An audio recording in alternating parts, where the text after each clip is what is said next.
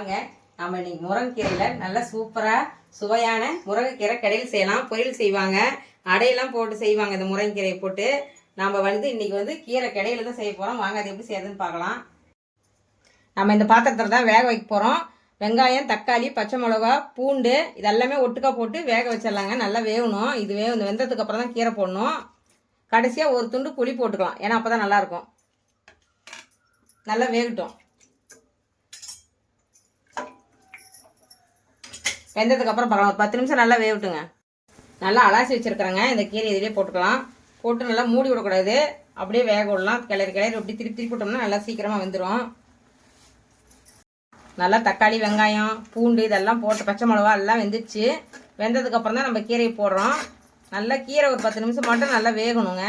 நல்லா வெந்ததுக்கப்புறம் தண்ணி இருத்துட்டு நம்ம வரமிளகாய் கிள்ளி வச்சுருக்குறோம், அது வறுத்து கொட்டி கிடையாது தாங்க. சூப்பராக இருக்கும். கீரை நம்ம 10 நிமிஷம் நல்லா வேகட்டுங்க. அப்புறம் எடுத்துட்டு நம்ம தண்ணி இருத்துட்டு வடிகட்டி நல்லா வணக்கி போட்டு கிடையணும். கீரை நல்லா வெந்துருச்சுங்க. இவ்வளோதான் வேகும், ஏன்னா ரொம்ப வேகாது, கொஞ்சம் முத்தன தலையாக தான் இருக்குது.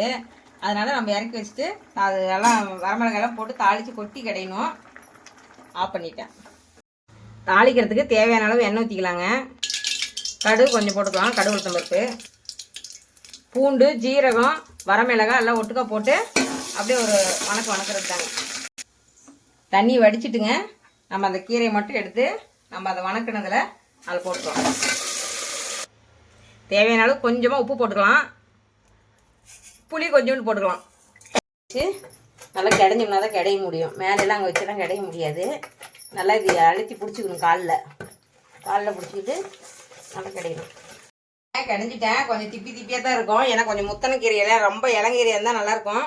இது கொஞ்சம் முத்தனை கீரைங்கிறதுனால கொஞ்சம் திப்பியாக தான் இருக்கும். இவ்வளோ தண்ணி மிச்சம் இருக்குது. நம்ம அப்புறமேல் ரவுண்டு உப்பு போட்டு சூப்பு மாரி கூட குடிச்சிக்கலாங்க. ரொம்ப நல்லது. இந்த மாதிரி நீங்களும் செஞ்சு பாருங்க, எப்படி இருக்குன்னு சொல்லுங்கள். அடுத்த வீடியோவில் பார்க்கலாம்.